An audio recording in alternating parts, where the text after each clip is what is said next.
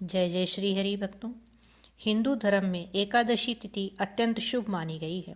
एकादशी तिथि भगवान विष्णु को समर्पित है। इस दिन श्री हरि की विधि विधान के साथ पूजा करने से भक्त को हर कष्ट से मुक्ति मिलती है और मनोकामनाएं पूर्ण होती हैं।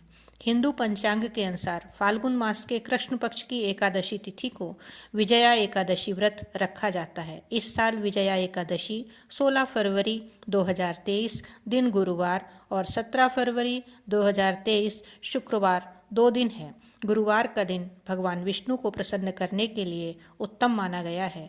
ऐसे में गुरुवार के दिन एकादशी पढ़ने से इस तिथि का महत्व और बढ़ रहा है। विजया एकादशी का शुभ मुहूर्त 16 फरवरी 2023 को सुबह 5:32 पर प्रारंभ होना है और 17 फरवरी 2023 को सुबह 2:49 पर विजया एकादशी समाप्त होगी। 17 फरवरी को व्रत का पारण किया जाएगा। श्रद्धालुओं के लिए विजया एकादशी व्रत 16 फरवरी को रखना शुभ रहेगा। 17 फरवरी को वैष्णव विजया एकादशी का व्रत रखा जाएगा। आइए सुनते हैं विजया एकादशी की कथा।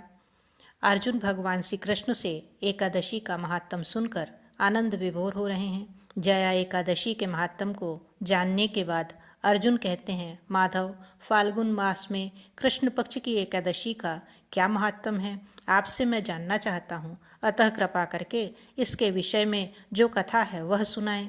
अर्जुन द्वारा अनुनय पूर्वक प्रश्न किए जाने पर श्री कृष्ण जी कहते हैं, प्रिय अर्जुन, फाल्गुन मास की कृष्ण पक्ष की एकादशी विजया एकादशी के नाम से जानी जाती है।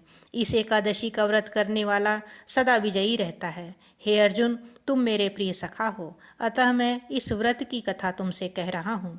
आज तक इस व्रत की कथा मैंने किसी को नहीं सुनाई। तुमसे पूर्व केवल देवर्षि नारद ही इस कथा को ब्रह्मा जी से सुन पाए हैं। तुम मेरे प्रिय हो, इसलिए तुम मुझसे यह कथा सुनो। त्रेता युग की बात है। श्री रामचंद्र जी, जो विष्णु के अंशावतार थे, अपनी पत्नी सीता को ढूंढते हुए सागर तट पर पहुँचे। सागर तट पर भगवान का परम भक्त जटायु नामक पक्षी रहता था। उस पक्षी ने बताया कि सीता माता को सागर पार लंका नगरी का राजा रावण ले गया है और माता इस समय अशोक वाटिका में है।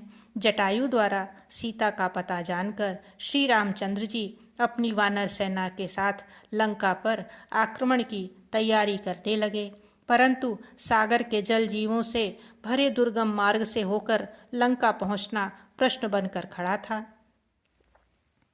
भगवान श्री राम इस अवतार में मर्यादा पुरुषोत्तम के रूप में दुनिया के समक्ष उदाहरण प्रस्तुत करना चाहते थे। अतः आम मानव की भांति चिंतित हो गए।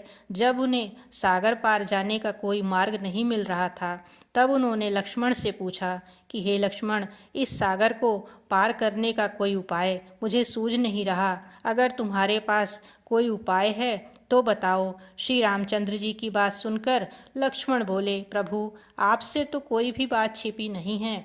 आप स्वयं सर्व सामर्थ्यवान हैं। फिर भी मैं कहूँगा कि यहाँ से आधा योजन दूर परम ज्ञानी वक्दालभ्य मुनि का निवास है। हमें उनसे ही इसका हल पूछना चाहिए।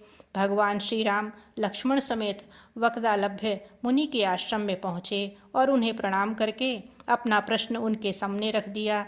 मुनिवर ने कहा कि हे राम, आप अपनी सेना समेत फाल्गुन मास की कृष्ण पक्ष की एकादशी का व्रत रखें।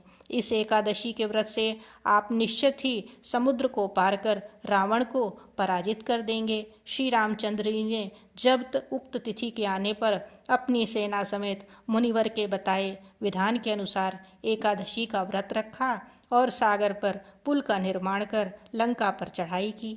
राम और रावण का युद्ध हुआ, जिसमें रावण मारा गया।